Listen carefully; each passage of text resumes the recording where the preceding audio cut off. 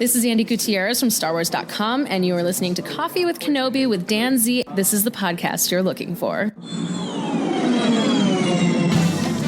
This is James Arnold Taylor, and you're listening to Coffee with Kenobi. I have a good feeling about this.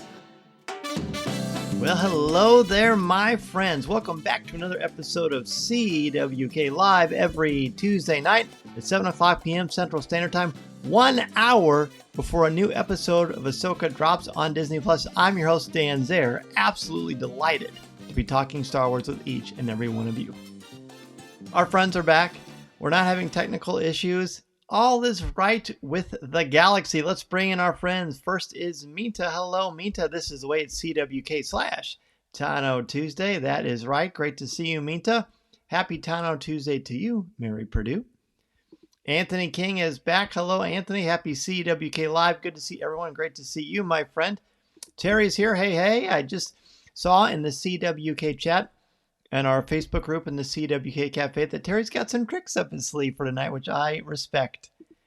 Darren, Facebook seems to be working much better this week. Yes, it is. I was so glad to hear that.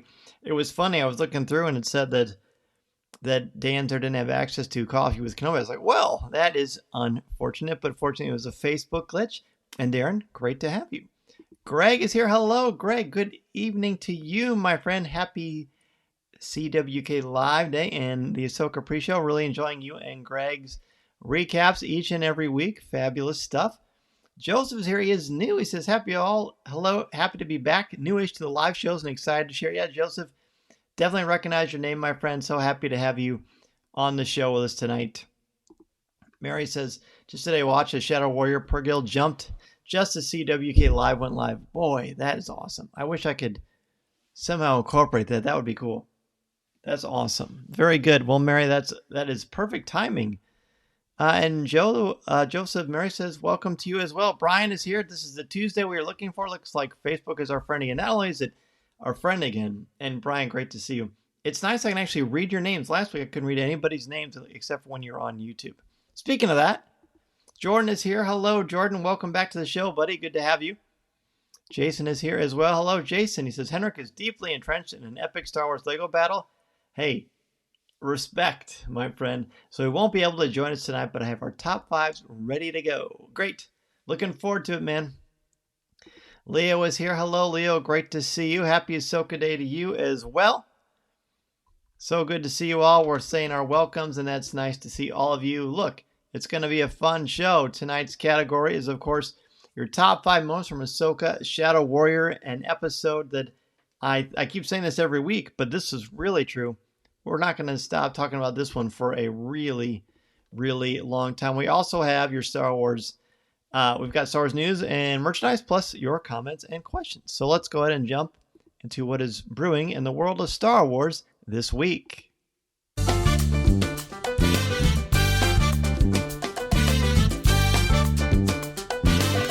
And now, let's see what's brewing in the Star Wars universe this week. Thank you all. Okay, Liberty is here. Hello, Liberty. Great to see you too. Happy Tano Tuesday to you. All right, let's talk some news. December 9th to 10th. This is a big one. I wouldn't normally promote just all the cons because basically that would be all the show to ever be. There's so many wonderful cons. Looks like Mary and Jazz and David Motters had an awesome time at a Florida convention last weekend, so that was fun to see. Be sure when you go to those amazing things to post your pictures and highlights in the CWK Cafe so we can live vicariously through you. We'd love to see that. All right. So it says Lucasfilm author and Star Wars lore advisor Pablo Hidalgo is going to all the farthest from.com. The cool stuff. I'm probably butchering that, so I apologize. It is a retro toy show, and Pablo's going to be there. It is in the UK, so it will be quite a commute for a lot of you. But if you were there, Pablo hasn't been to a convention in years. And so this will be great. And I believe he's signing. And I hopefully he'll give a talk or be on a panel. I don't know. But if you've ever seen Pablo live, he's great. I have the good fortune to call Pablo a buddy of mine. And I love the guy. He's so much fun. He's smart as a whip. And it's great. So if you are in that area, be sure to check him out because he's awesome. So pretty unique that he's there. So this came out, I believe, today. So Star Wars Revelations is a new comic that is coming out December 20th. This was posted on StarWars.com. And it is going to have a lot of direction about what is going to be happening in Star Wars comics in 2024. A lot of incredible writers are on this, including Charles Soule. And so that you can see the image there, it gives you a bit of a hint as to what's to come. There's a great little preview, and there's not much more really than this image on StarWars.com, but be sure to check it out. And that again is December 20th. Now the next one, I probably should have put this in merchandise because that's sort of a different little song and dance for that one. But I posted it here just because I thought it was fun and it's festive. So clearly that is like the body of Chopper, but the Disney parks, this is on shopdisney.com and Disney parks, they do a Halloween droid and they do a holiday or Christmas droid every year. And this one is C1MNST4. So it sounds like monster, of course. And this was announced earlier. I think it was late last week. Yeah, it was late last week. And I just think it's adorable. It looks like Frankenstein, obviously-ish. Like the classic cartoony Frankenstein, and it's got the Chopper body. It's even looks like he's got a little bit of black hair on top. So that's so fun. I mean, that's just really fun. So if you see one of those, I think those are fun little collectibles. But speaking of collectibles, this is really collectible stuff. The Obi-Wan 2-pack for the Vintage Collection was announced late last week. It is still available. I checked right before the show started. It's available on Hasbro Pulse. And I believe it ships early December, $39.95, but it's a 2-pack. And the Vintage Collection, if you're not sure, is a 3 3/4 inch line. I've got some close-ups for you. There's what the box looks like. They come together in the pack. And as you can see right here, Darth Vader, half of his helmet is cracked open to replicate the duel, from the Disney Plus series finale. Josh, he is not a monster, he's not a monster, just understood, right? And Josh recently had a birthday. Happy birthday to you, Josh. Hopefully you had a wonderful, wonderful birthday, my friend. Anthony says, need to get that Obi-Wan 2-pack. Dude, I rearrange stuff again. It seems like I do that all the time. And this, I really like. This is one that I would want to display and just pose because it's great. Greg ordered that Kenobi set the minute it went up. Beautiful card backs. Nice. So, Greg, I wondered if you were going to get that. Are you going to open it? Are you going to open it? Before you answer, and maybe you already know the answer, here's what Obi-Wan looks like. Sans packaging. Again, the sculpts continue to be incredible. The photorealistic face sculpts are just tremendous. It looks just like Ewan McGregor. And you've got the lightsaber both with the blade on and with just the hilt itself. And then you've got the blaster that he uses in that series. And seeing these figures makes me want to rewatch that series again. And I probably will. Josh Murray extends her birthday wishes to you as well. Anthony says, does the Vader helmet also feature the brake version? Well, let's take a look. There you go. As you can see right down the middle, above his left eye, you can see the brake. I don't think it has a solid helmet version. It's just this broken one. But I love how the cape is tattered. And anytime, I think Sideshow made a statue of this years and years ago, but anytime I see a Darth Vader where he's able to hold that helmet, very similar to Hamlet, when he talks to Yorick, the Skull of Yorick in Act 5, Scene 1 of Hamlet, the famous graveyard scene, which is often misconstrued and misinterpreted, but this is pretty fun here. Okay, I'm just going to do it. In Hamlet, he's being retrospective about the meaning of life and how whether you are a jester or a peasant or a king, you eventually all still turn into dust. So it's very reflective. But in this, I think Anakin is reflecting on the meaning of himself. So that's enough of English Teacher Corner for now. But yeah, it's so cool. Greg says, I keep them unopened, at least assuming the kids don't find them. You know, I totally respect that. I did that for 98% of my life. But recently I've been opening stuff and just displaying it. I keep saying it. Someone remind me in the cafe, but I got to post some pictures of my collectibles. Updated ones. In fact, I think we all should. I think that'd be great. Anthony is going to purchase it before him, but that really solidifies it. I know.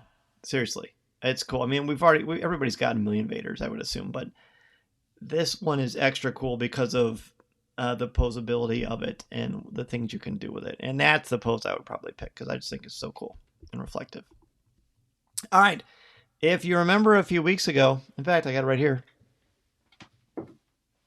Remember this Ahsoka Tano hat I was wearing a couple of weeks ago? And it's got Ahsoka and Orabesh on the back. It's got the Star Wars patch. So this is from Heroes and Villains. If you've ever gone to the Heroes and Villains website, they've got a ton of amazing Star Wars products, a lot of great Ahsoka stuff, t-shirts, backpacks, socks, coats. I mean, just anything you could possibly imagine they've got. And they all look like very high quality merchandise. So they're partnering with me. If you go to Heroes and Villains and you order anything, regardless of the price limit or how much you get, if you enter the code COFFEE, you'll get 20% off courtesy of Coffee with Kenobi. So pretty awesome, right? So if you go to Heroes and Villains, anything you buy, enter the code COFFEE for 20% off. I think that's a great deal.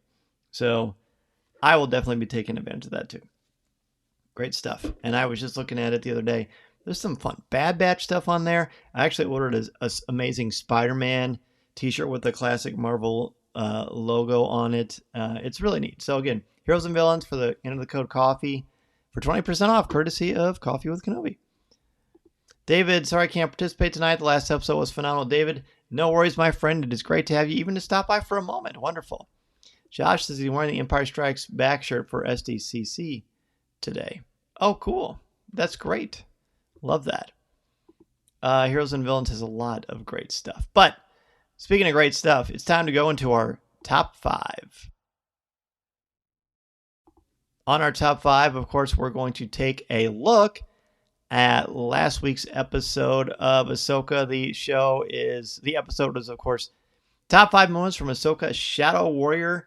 I mean, you saw, I'm sure, on a lot of websites and on social media with Coffee with Kenobi and other places too, that Disney released some wonderful imagery from Shadow Warrior. And this one, of course, how could you not gravitate towards it? Because there's a Clone Wars version of it from the Siege of Mandalore, and it's just tremendous. Look, we're going to have a lot of fun with this. Terry says, my wife hasn't seen episode 5 yet, but I'm including what her answers would be. Hey, man, I love it. I think it's smart. Entrepreneurial, in fact. In fact, it is. So, yes, one thing I love about doing the show twice a week is that I can immediately break down my reactions and talk about it on Coffee with Kenobi, which, of course, comes out Thursdays. But then here on live, we've had a week to process, almost exactly a week. And we can all share our thoughts together. That is, again, one of the main impetuses for the show, is that we are in our coffee house together, talking some Star Wars. And now we can all talk about Shadow Warriors, which, of course, was the episode of episodes, really, wasn't it? I mean, there's so much richness there. This could have been a top 10. No hyperbole at all. This could have easily been a top 10, but I've tried to narrow it down. So, number 5 for me is whale symbolism. So I put it in quotes because the whale symbolism here is literal and figurative, because they're not whales, they're purrgils, but they're space whales. You've got the belly of the whale thing with Joseph Campbell in The Hero's Journey, which I talked about a lot last week on Coffee with Kenobi. And Ahsoka literally goes inside the whale, but it's also symbolic of her being open to undergoing an incredible spiritual and literal journey into the unknown, fully embracing that there's going to be some changes happening. And there's much more of English paper stuff diving into that, but at its core, the whale symbolism was just delightful. And here come your comments. I can't tell you how much I love seeing your comments, and that's a great thing. You're joining us live, whether it's on YouTube or Facebook. And then if you aren't able to join us live, you can certainly watch the video recaps on Facebook and YouTube, but you can listen to the audio of it only on the Coffee with Kenobi Facebook feed. Mean is number 5, Jason having the ability to hear the lightsaber duel between Anakin and Ahsoka. It's incredible that he has that gift, and we might see more of that as the series progresses. That's true. We might. 5 for Joseph. Jason is tuned into the Force. Pretty cool stuff, speaking of. Terry's number 5 is I told them to stay together. And then his wife says Ahsoka's compassion for the fallen clone trooper. Oh, that's good. You know what? She would have said that. She's a compassionate person. I like that. I'll allow it. Jason number 5 is Jason Sandula. His force sensitivity playing a significant role in the story, and he and Chopper are talking to Hera over the comlink.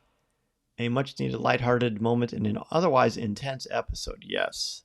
Hendrix number 5 is Jason hugging Ahsoka. That was pretty neat.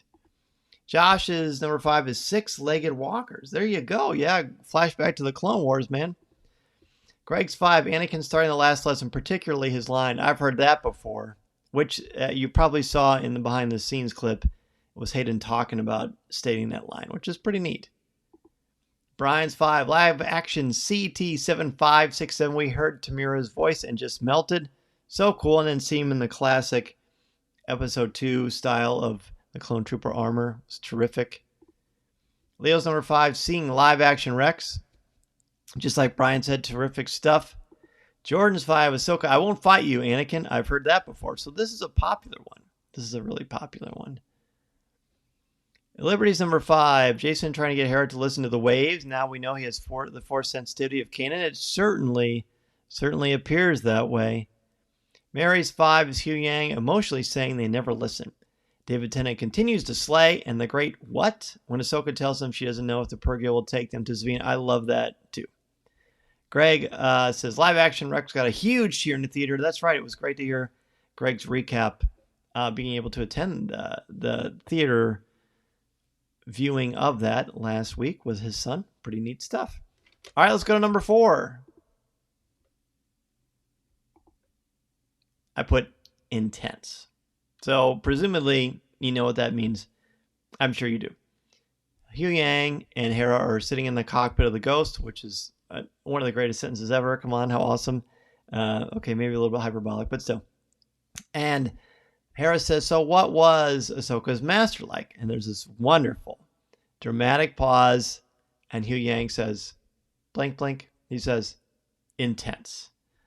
I mean, it's hard not to smile. I mean, that is just Mason and I laughed. It's hard not to appreciate how wonderfully understated and ironic that statement is. It's just terrific. And it's just a little moment, but boy, did it make me smile.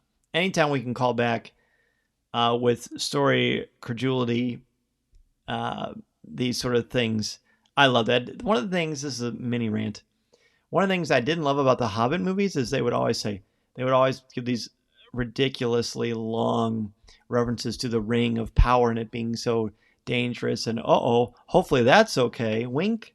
But that doesn't happen in the books. It's, it's over the top.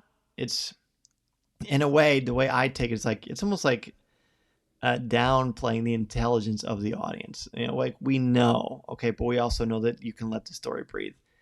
And when Dave does it, or in Star Wars when they do it, it's just all for the love of story, but it's not done in this silly fashion. Boy, that was just such a random spasm of words. My apologies. But I think you understand what I'm saying. Maybe. Hopefully. I don't even know if I understand at this point. All right, let's go to number 4. Minta's number 4. The Purrgil symbolism. We can see that Ahsoka is becoming more open to the ways of the Force as she convinces the whale to help them find Sabine, not knowing where they are going, but she has faith that they will reach their destination. That's right, which is the definition of faith, right?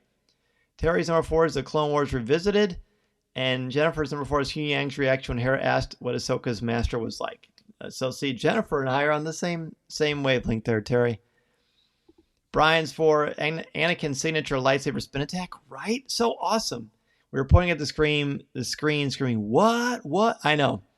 Hayden, it's just, he and Ewan, they're just their choreography. It's like riding a bike, apparently. I'm sure you got to dust things off a little bit, but boy, oh boy, do they look great with lightsabers. Hayden, especially in this episode.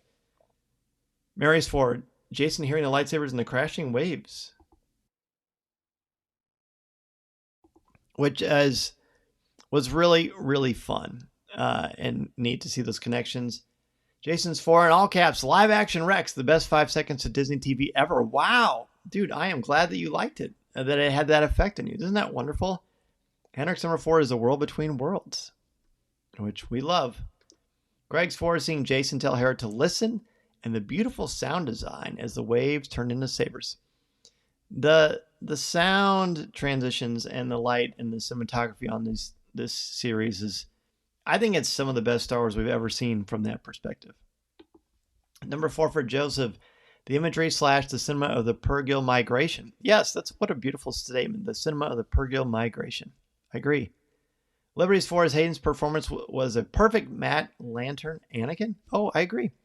The entire Clone Wars sequence was fantastic, but it was made by this performance, which was tremendous. Costuming, little honorable mention to the costuming too. Jordan's 4, Hugh Yang described Anakin as intense. Love that. My number 4 as well. Leo's 4, Jason showing his force-sensitive abilities with hearing the lightsabers and the waves crashing. Yeah, that one got a big response from people, which is terrific. Let's go to number 3. Number 3, there are not a lot of them, and I'm glad. I think they're much more effective. But there are a number of moments where we just get these hints that Anakin is going to turn into Vader, or at least, past, present, kind of juggling back and forth when you're in a world between worlds. As he's walking away, and there's a little bit of tension with Ahsoka, there's a little flash, and we see Vader walking with the lightsaber, the same exact pose. And then later, as Anakin / Vader walks towards Ahsoka in the world between worlds, Anakin's voice that sounds like Vader. And then, of course, there's no hints. He turns into Darth Vader in human form as Anakin with the Sith-infused eyes and the red lightsaber. All that was just so classic, so tastefully done without this, clear, just throw it in your face. Because everyone thinks we want more Vader, and maybe we do. And I certainly would complain about more Vader. But I feel like these are more powerful. Again, I've talked to a lot of people about this. I've often felt like Vader and Bruce, the shark from Jaws, are so much more powerful when you see less, because the idea and the power of them is just so much more magnified. And this, again, perfection. The way it's executed is absolutely perfection. Okay. Number 3, Minta. Jumping back to the Clone Wars really blew my mind. I was screaming, what? At every Easter egg in that scene. And we can't forget live action Rex. Needless to say, I freaked out my husband and my young puppy with my reactions. Oh, fun. I don't think I knew you had a puppy. What's puppy's name? And maybe you did, and tell me and I forgot, so I apologize. Terry's number 3, Jason's connection with the Force. Jennifer's is Anakin's training method for his final lesson. Ooh, training method. That's cool. Greg 3, Ahsoka waking up transformed into Ahsoka the White. The way Rosario's performance lightened and change was stirring. Yes, well said, my friend. Totally agree. And that is, again, a nice relief. I know a lot of people have talked about this, that Ahsoka was able to lighten up, which, some of us were more concerned with at the first episode. I was too. I had a feeling it was Ahsoka psychology related, but it was really invigorating to see it played out like this. Jason 3, it was so heartwarming to see Anakin and Ahsoka together on screen again, even with the intensity of the scenes. And Henrik's number 3, the Purrgil with lots of exclamation points, and I don't blame you one bit. HasLab Purrgil, is that possible? Probably not, but boy, would it be cool. Mary's 3, Hu Yang and Jason exchange as they're going into the starship. Yes, for sure. Joseph's number 3, Hayden's signature lightsaber. Behind the back spin him, he sit up a little taller, insert the Leo pointing once upon a time in Hollywood meme. Yes, I know. Seriously. So cool. Matthew is back. Hello, Milk. Good to see you, buddy. He says Jason asking to be taught lightsabers and being told no. That was pretty funny, actually. Great to have you back, Matthew. Jordan's 3, seeing Ahsoka struggles with what a Jedi is supposed to be. Not soldiers, but keepers of the peace. Yeah, there's some interesting psychology there. Liberty's 3, Ariana Greenblatt as a young Ahsoka. She perfectly captured an older person inside the visual of a young person. Now that's well said, Liberty. And I thought she looked great. The makeups, the way she carried herself. I mean, she's a professional actor. She's awesome. That was exciting. I hope we get to see more of them.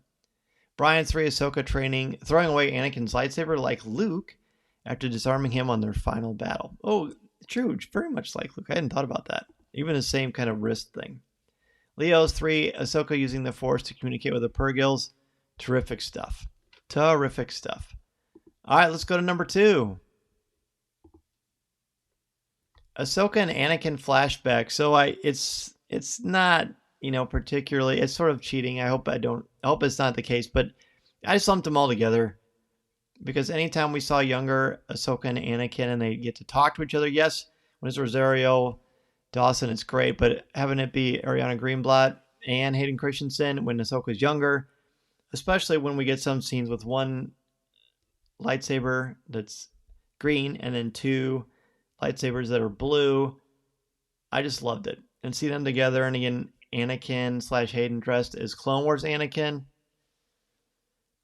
I just kept thinking, what a dream. What a dream to be able to see Star Wars like this and to have these animated characters that we know and love so much and see them come into live action with Hayden Christensen. I said it last week and I said it before on live, but it's just really special. We're seeing some really special, honest to goodness, incredible Star Wars. And it's tremendous. It's tremendous. Mr. Zare needs a thesaurus, but it's just terrific. Mintus 2, Vader moments. From a cinematic view, it was genius to see Anakin change into Vader as he walks in the battle during the Clone Wars, and then when he advances towards Ahsoka, just kept getting chills down my spine. It was crazy. Crazy cool. Terry's 2, Anakin's use of both the light side and the dark side to teach Ahsoka. Excuse me, I had to clear my throat there. And then, Jennifer, you do things your way because you care. That is why people like you. Hugh Yang. A great, great line. Great line. Greg's 2, the departure of the Purgil, a classic Star Wars for the natural and organic to overcome the mechanical. And oh, that score. Yes, good call on the natural and organic. That is classic Star Wars, for sure. And the score, I mean, how many of us have been listening to the score on Spotify since it was announced? Just terrific. Just terrific. Number 2 for Jason, you lack conviction. Anakin and Ahsoka / Vader to Ahsoka. He wasn't wrong, and I think this was a pivotal moment for Ahsoka's transformation. Yeah, she finally becomes all in with what she's doing. And the why. The why is so important. The why. And then, let's see, Henrik's number 2 was live action Rex. Great stuff. Brian's 2, live action Anakin and Clone Wars era armor. Hopefully we get a figure for that because that was epic. 2 for Joseph, Ahsoka's Gandalfian rebirth / baptism. Gandalfian, that is a good word. That is a very good word. Mary's 2, World Between Worlds scenes were amazing. We could have easily had a top 5 with just World Between Worlds. As others have said, Hayden brought in so much of Matt Lanter into his performance. Ariana did a fantastic job as our Clone Wars Ahsoka. I like that, our Clone Wars Ahsoka, because it does feel in a way like it's ours because it's just special to us. Matthew says, Luke, who's Little Milk, says, Jason hearing lightsabers. Thank you, Luke. Appreciate you joining us, my friend. Jordan's 2, the transitions between Anakin / Vader, especially that shot as he heads into battle with the clone troopers. Darren's 2, Anakin's appearance in the show. Yeah, exactly. Just amazing. Liberty's 2, the Purgils when they jump. This is my favorite adaptation from Rebels. I loved it in animation and it gives me chills to see on the screen again in live action. I agree with you very much. Jason says, Joseph, nice use of the word Gandalfian. I do love that. Leo's 2, seeing young Ahsoka in the Clone Wars and realizing that even at an early age, she missed how Anakin had some evil in him with Vader flashes. Terrific. Again, the way it was presented, which reminds me of my number 1. So we're going to go to that now. We'll do it in a drum roll, even though I've already shown on the screen what it's going to be. So the cinematography, that is my choice for number 1. The way this is shot, the way that they do the transitional moments, the way that they're able to combine just light and sound. Sound isn't really cinematography, but this is a personal episode. And no camera angles are wasted. When we get to see the personal interactions between Ahsoka and Anakin, you feel like you're a part of it and just seems much more impactful. The blending of the transitional moments with A World Between Worlds and water and space and light and just the energy that the two exhibit. The transformational moments with Vader into Anakin into Vader. And then that shot where Anakin is walking away and there's all this smoke and the clones and this, I think you know what I'm talking about. I posted the picture in the cafe. I mean, this is not easy to do. I mean, I barely can light my studio. And they are doing things that are phenomenally gorgeous. And it's not just done to be fancy and flashy with a camera and lighting. It's telling the story. It's adding to the story. It's great cinematography. that is my number one for this episode for sure. All right, let's see what you all have. Minta's number one, the final lesson. It was tense between them, intense, especially when Anakin said that she lacked conviction. Excuse me. It wasn't until the end of the lesson that she realized what he was trying to teach him, and she transitions to what I call Ahsoka the White. Yes, I agree. Joseph's number one is one of the first bits of imagery when I saw the flood of white. Exactly, really stands out. Terry's number one, the hero's journey to ascend, Ahsoka must descend. Very well said. Jennifer, Ahsoka's connection with the Purgils. Thank you. And Terry, be sure to let Jennifer know that we appreciate her joining us tonight. Darren's number one, Ahsoka's transformation from this training and to see how this develops. Excellent, Darren. Appreciate that. Jason's number one, a young Ahsoka. My camera's in the way, so I will read what Jason has here. Young Ahsoka, Ariana Greenblatt did such a great job portraying her. While watching the Siege of Mandalore scene, it really struck me just how skilled and attuned to the Force Ahsoka is. She was basically a teenager at that point, and she defeated them all. Exactly. If that is enough, she'd survive Order 66. All true. And next number one, Anakin and Ahsoka together again. Live action. Terrific. Mary's won the entire last scene with Ahsoka and Hugh Yang and the Purgil. Seeing the Purgil fly by the fleet. And then Hera saying, "May the Force be with you." Then the episode ending with just the jump. And I said on the show, I thought that would have been a great and bold way to end season 1. That would have been cool, but I guess we'll just have to watch 3 more, and I'm good with that too. Greg's won Ahsoka's final choice. She's going to live and assert that choice by throwing her lightsaber away, just like Luke. Very good. Very good, exactly. Number 1 for Josh, we never learned how Anakin appeared or how Ahsoka is pulled into a world between worlds. They did not need to explain why. Just jump into the story. We can just call it magical force stuff. Exactly. I don't need to know the explanation. And it sounds like you were in the same camp. It's just cool storytelling. It makes you think and makes you talk, and that's great. Joseph's number 1, the Anakin Vader Flash cinematography. Emmy submissions and nominations on the horizon. I would sure think so, because they were terrific. Number 1 for Liberty. When the Vader flashes goes hand in hand with your number 1 in cinematography, that can be said of the entire episode. It's phenomenal. This is an A+. If there ever was one, can we give it extra credit? Yes, you can. I would say so. Jordan's number 1 is the Clone Wars in live action, right? We just all clamor for more.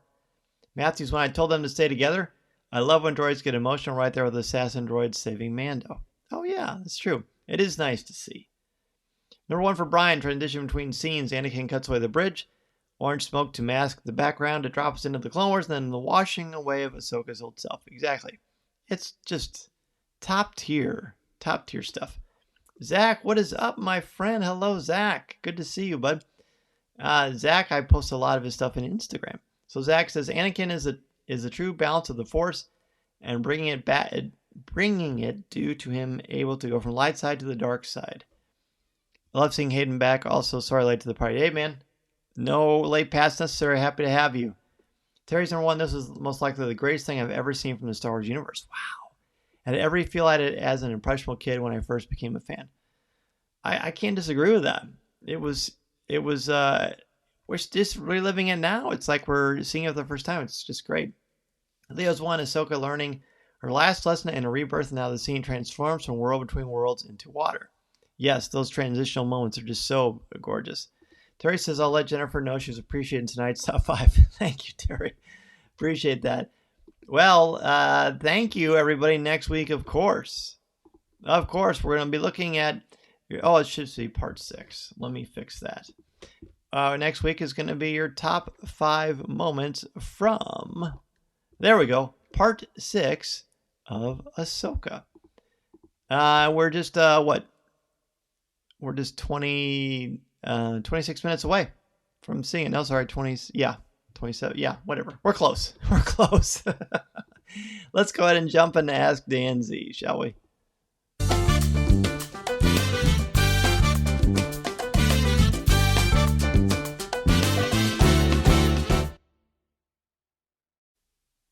All right, you know the drill. This is time to Ask Dan Z. If you have any questions for me about Star Wars or whatever, let me know. Otherwise, it'll be probably not much to say because you're all very, very excited about watching. Okay, thank you, crickets. We're all very excited about watching the new Ahsoka. it's adding so much to my Star Wars experience to be able to talk with you about last week together, just really decompress and break it all down and relive it, and then watch a new one. I mean, what a gift. What a gift this is. And the fact that CWK Live happened to work out on Tuesdays, and then boom, here we go. I can't thank you enough. You've given me a lot. It's really enhanced my Star Wars experience. So thank you all so much. Matthew says, I think Ahsoka had to become Ahsoka the White to be fully at peace in order to battle Thrawn head to head. I agree with that. It's a lot of spiritual stuff here. Tonight's episode's 46 minutes long. Good. The more, the better. Do I know anyone going on the last few voyages of Halcyon? I actually had someone reach out to me. He might be listening now. And he and his family are going on the last voyage of the Halcyon, September 28th to the 30th. They didn't know originally when they booked it that was going to be the last one. So that's pretty neat. I wish I was going, but I'm also at peace with not, because we got to experience it together. Are you sharing Ahsoka with your classes this year? So how? So I haven't yet, Terry, because it's not finished yet. And Ahsoka, it's easier to drop in Mando, because Mando is pretty self-explanatory by itself, because it's like introduces itself into the world, and it's a good one to show people who aren't familiar with Star Wars, which a lot of my students are in that camp still. Until they are out of my class, then like, okay, we get it. So not yet, but I am thinking about how to incorporate the hero's journey into it, because I think it's pretty rich. I know the Halcyon is on its last flights this week. Do you think it will be reborn as some kind of simpler hotel attraction? In a word, yes, I do. I think that we have not seen the last of the Halcyon, and I hope that we all are able to enjoy it together as we did earlier. And speaking of that, you may realize, or you may have heard, if not, I'm happy to share that Coffee with Kenobi and Mouse and Traveler are going on another Star Wars trip the summer 2025 on the Disney Wish, because a Disney cruise is absolutely amazing and one of the best vacations I've ever had in my life involving Disney, but also has a Star Wars lounge. There's a picture of it on the right, the Hyperspace Lounge. So looking forward to that, and as soon as Disney shares dates with me, I will be happy to share them with you. Am I planning on going to any cons this year? So this year, I know New York Comic Con is coming up. I currently do not have anything planned. I was going to go to the Rancho Obi-Wan Gala, but that was canceled and probably be rescheduled for next year. So as of right now, nothing on the list. Josh, I'm sure we'll be back in different form. I think it will too. I really do. Jazz and I are going to be on Batu on the 29th or in the final shore leave. Oh, Mary, that's so neat. Oh, that's so cool. Joseph says Mark Hamill private signing was just announced, first in years, sending in the end. So I'm not, but I saw he hasn't been to a con, I think, since 2017. Does that sound right? So yeah, definitely jump on that if you're thinking about it, because that would be cool. Brian was going to list this as my number one, but I have a group watch with my kids who are at college and my brother. Then we do a group call to discuss it. Oh, Brian, that's great. Great way to share our memories of watching Clone Wars and see the live action version. That is really special. You know, I've never done a group watch. Can you do it with a big amount of people? Because that would be fun for us all to do sometime. Terry says, since I watched this on Facebook, I can't comment on YouTube posts, but I absolutely loved all the responses. Oh, it doesn't let you comment on YouTube posts. I didn't realize that. I guess that makes sense. Good. I've loved all of your responses too. You really all brought your A games. Inspiring, great stuff. Getting me excited about this. It's so good. Again, doing these shows means so much to me to spend this time with you. I love it. I appreciate it. And I appreciate all of you very, very much. Thank you so much, Minta. May the force be with you. I will see you all next week. Be sure to get your top eyes ready. And then immediately after you watch the show, actually it's going to drop about 9:15 Central Time on Facebook. You can leave your spoiler-free comments on Part 6. And then this Saturday on the CWK Cafe, you can fill it up with spoiler comments. Looking forward to it. Looking forward to chatting about it with all of you. Looking forward to talking about it with Ross tomorrow and Jen. Thank you so much, everybody. Appreciate you all. May the stars light your way. And remember, this is the podcast you're looking for. Hey, we talked longer than the music. See you next time. And enjoy Ahsoka. This podcast is not endorsed by the Walt Disney Company or Lucasfilm Limited. It is intended for entertainment and informational purposes only. The official Star Wars website can be found at www.starwars.com. Star Wars, all names, sounds, and any other Star Wars related items are registered trademarks and/or copyrights of Disney and their respective trademark and copyright holders. All original content of this podcast is the intellectual property of Coffee with Kenobi unless otherwise indicated. This is the podcast you're looking for.